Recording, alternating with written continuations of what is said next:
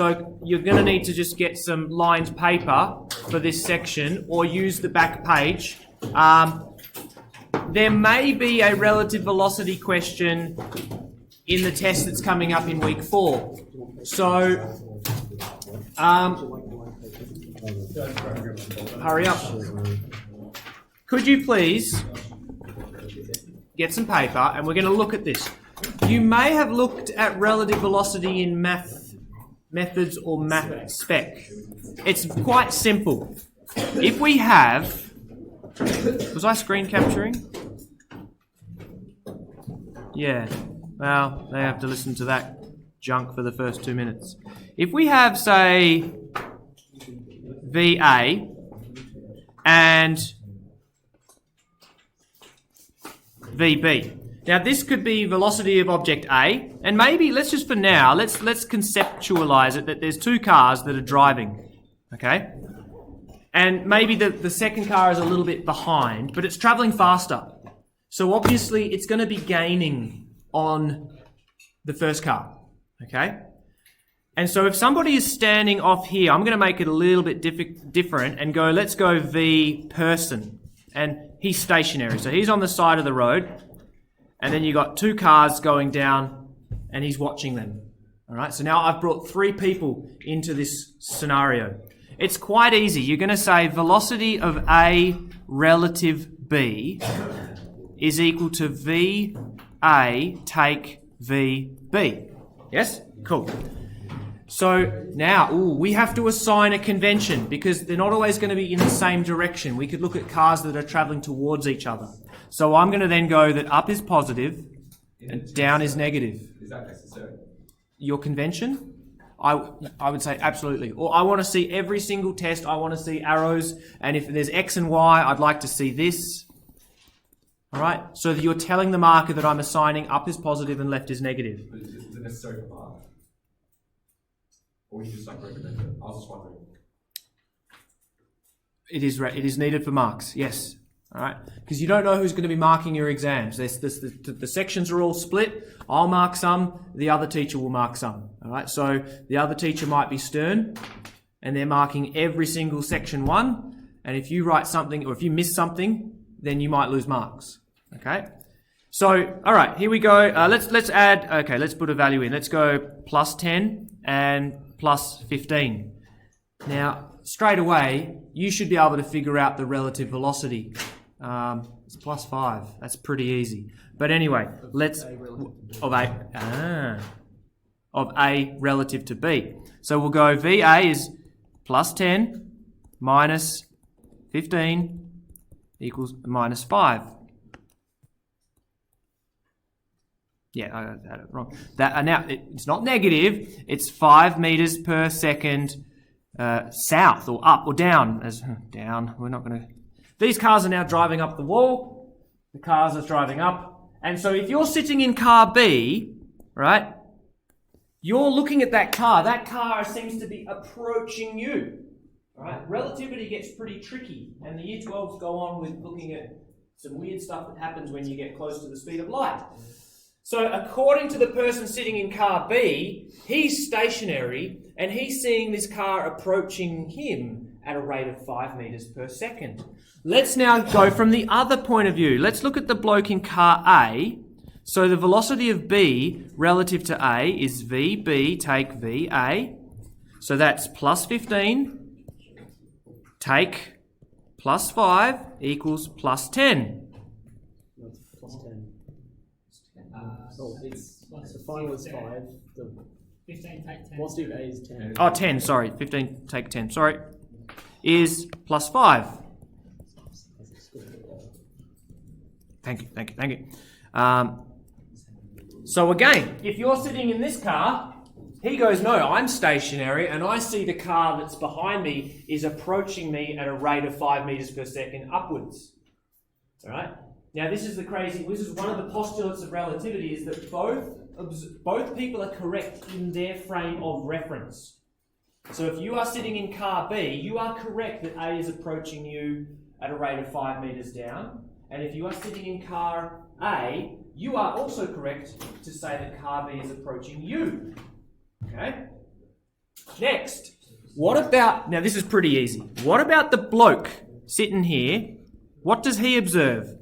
Well, that's pretty simple. We could say the velocity of car B relative, let me try that again. The velocity of car B relative to the person is VB take V person. Well, that's just VB because he's stationary.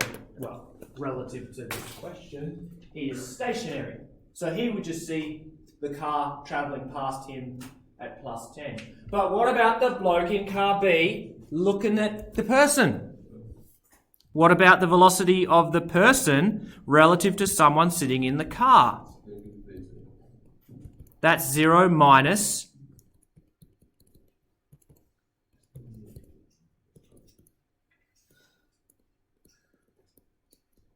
okay? I'm sure you've pondered these relativistic scenarios when you're sitting in the car and you see somebody standing on the side of the road. They seem to be approaching you at a rate of 15 meters per second towards you. Okay? So relative to you, everything in the car is stationary and the world around you seems to be travelling towards you as you're moving through it. Okay? Let's now look at a question I've just taken from a textbook. Two locomotives are approaching each other. Each has a speed of 95 kilometres. Well, all right, how about, we could leave it because we've got kilometres and hours. Let's leave it. Let's do that. So let's go V1 is plus 95 and V2 is minus 95. So I've assigned a convention that right is positive and left is negative. Okay? I'll just give you a quick, if you want to have a quick moment to quickly scribble down these two trains, they just simply need to be a couple of boxes with arrows to represent their velocities.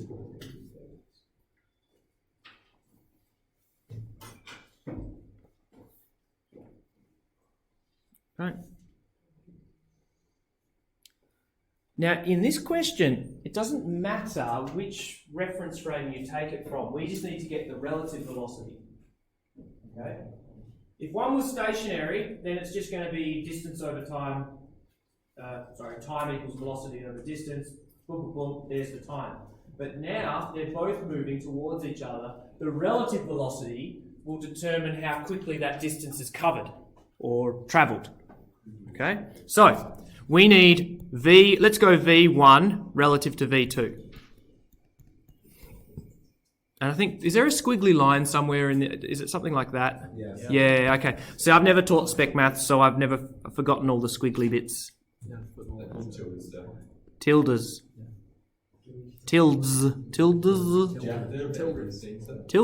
Huh? Do you have to have every single one?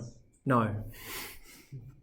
Oh, damn screen, come on. All right, here we go. V1 plus 95 minus 95 equals plus 190 kilometres per hour. That would make sense, that if you're in one of the trains, you would see the other train approaching you.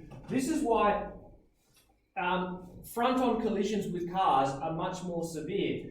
If two cars are travelling towards each other, then it's the relative velocity and the relative momentum and the relative kinetic energy. Right? So if they're travelling at, let's say you're travelling at a safe speed of 40 and the other car's 40, that's a relative collision of 80, if that makes sense. So that would be like colliding with a stationary object at 80 metres per second. Okay? So that's why your sort of front-on collisions can be much more severe than a rear-ender. Okay, time equals velocity over distance, I think. No, it's not. Sorry.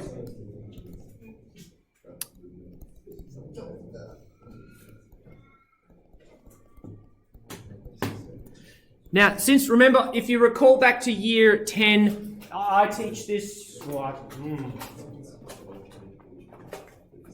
If you have meters and seconds, then you have meters per second. If you have kilometers and hours, you'll have kilometers per hour.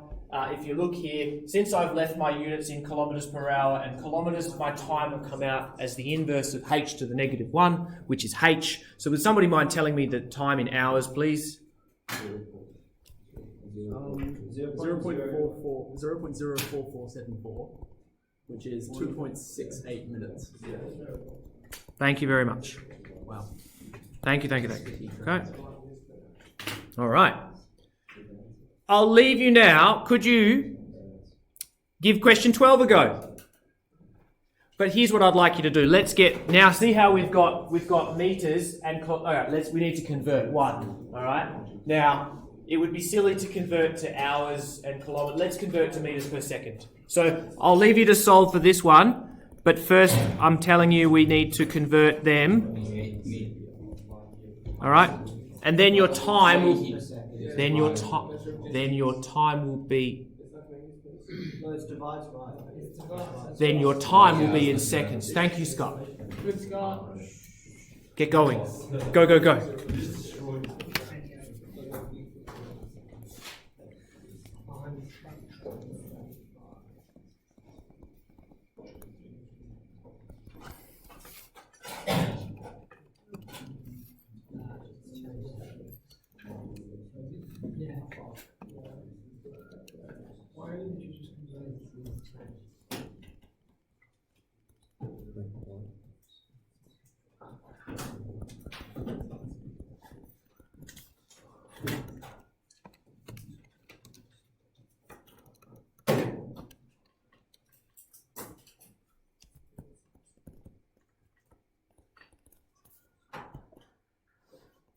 Now, again, it doesn't matter which one we use.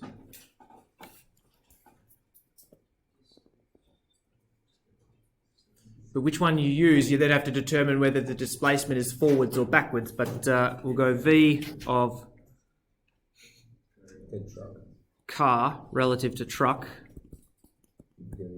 You could. You just have to flip both displacement and velocity. Yeah, I mean, you can't get a negative time.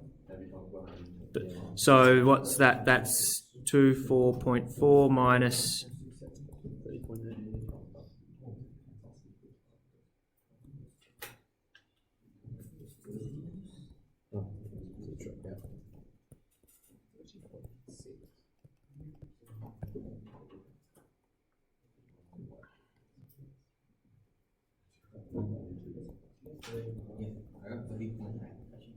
13.8. It depends on how you do your rounding. No, it's 24. It's 24.4 and 20.8. You round to 3 sig fig. Come on. If you do it round, it's 30.46. Yeah, 30.6. 4 6 5.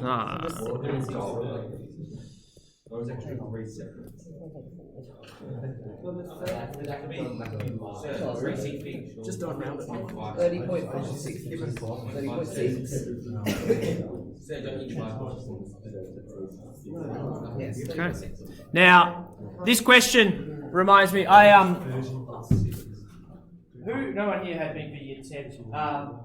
One of my friends from high school, who I'm still friends with today, he has an older brother who at the time, in his late 20s, had a souped up WRX Subaru with all the spoilers and things. He got caught speeding on a highway and he was running short of demerit points, so he called me up. I was at university at the time. Essentially, he was overtaking a truck, and it was, if you've ever been travelling on rural highways, there's the overtaking lanes. There was no overtaking lane, but he was overtaking, unbroken lines, so it was all fine, but he was doing about 140, and then coppers got him, you're going to lose your licence. And he lawyered up because the coppers said, well, the trucks are limited to 100 kilometres per hour and the speed limit is 110, and so you could have overtaken him without breaking the law. And so he asked me to figure out if the truck is so many metres and you've got to give at least, say, 5 metres clearance in front and behind, total distance, the relative velocity, if you are not breaking the law, is 10 kilometres per hour. And so he was, to try and build his case, he was saying, can you calculate for me how long and how long in distance and how long in time would I have to be on the wrong side of the road to safely overtake this truck? And it's Legally. legally. Well, how about you tell me? I think he kept his license. So let's just do that. This is, I won't tell you his name, but he does exist and it did happen. How long's a truck?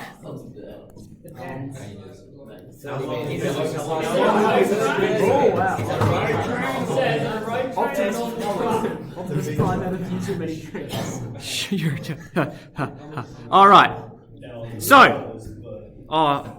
So here is the truck. All right. Let's say that it's to be safe, that maybe we will get up to 110 and then get over 10 meters behind the truck. No, let's go 5. 10 meters is like here to the end of the room. Yeah, that's okay. Here's your souped up Subaru. It's a shoe. All right. Shoe from Flip. This guy's going 100. V Subaru, V truck, 110. All right. So, if he has to overtake both.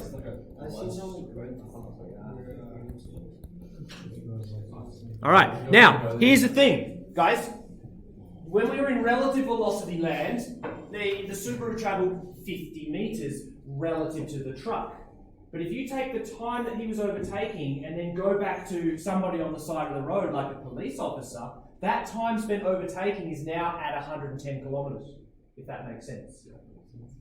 So again, relative to the truck, the Subaru travelled 50 meters. But relative to Mr. Plod on the side of the road with his radar gun, it wasn't 50 meters. It's going to be the time relative to that velocity. So this is a little bit tricky. Give it a go. Let's see how far he travels, how long he's on the wrong side of the road. What? Hey? Oh, is that the back of the page? Yeah.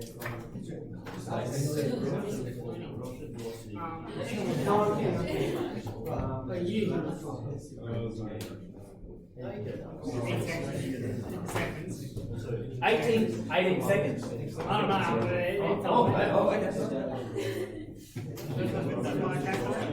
So the relative velocity is 10 kilometers per hour. Convert that to meters per second. It's what? 2.7. 777. I got up 18 seconds and 55 minutes. 50 meters divided by 2.77 gives the time 18 seconds. If you're on the wrong side of the road and there's cars that are that 18 seconds. You're embarrassed. But then trucks up there are normally that long. They're normally 10 to 15. So guys, this car, the Subaru, spent 18 seconds on the wrong side of the road. Relative to the truck, it was 10 kilometers per hour. Relative to the side of the road, They would have travelled 550 meters. exactly. Jesus. Okay. So 18 point something seconds Yeah. at 110, Over 3.6. whatever that is. Again, 500 and something meters. 550. 550 meters. You may be Okay. dead, but it was legal. So again, I believe he lawyered up. I believe he questioned, or not, he challenged the speeding infringement because the police officer said that you could safely do it. Now maybe you could, but you would need to see ahead of you, not just 550 meters, because think of a car coming the other way would travel 550 meters. So you would have to look 1.1 kilometres ahead. Are there any cars? No. Cool. I can get your Casio bus pad out. Whereas what he did, all right. Now I don't need you to write this down because you're probably running out of paper. All right. Now let's just suppose he stopped it up to 140. Now the relative velocity becomes 40 kilometers per hour, which is just over 11 meters per second. And then the time spent on the wrong side of the road is then 50 divided by 11. It's less than 5 seconds. The distance travelled is about 5 seconds times 140, which might be, I don't know. 153 meters. 140 kilometers per hour. Oh no. Oh, 150 meters. disregard that. Ish. What? Around about 5. 140 on 3.6 times approximately 5. Times 5. About 194. 194-ish. Give or take. Ish. Which you know is a lot less. Okay? So, Mr. White and I are in the process of constructing your first test. Now, we split the motion and forces into 2 topic tests. There'll be the accelerated motion test, which is in week 4, assessment period, and then there'll be the forces and energy and momentum test. Now, it won't be a full 50 minutes, so we're probably, as soon as we've got it finalised, it might just be a nice short 35 minutes. Or if it's in assessment period, we might beef it up. No. But Yeah, we can have 20 minutes. there may be a relative velocity question. Okay? Alright. Alright guys, catch you later.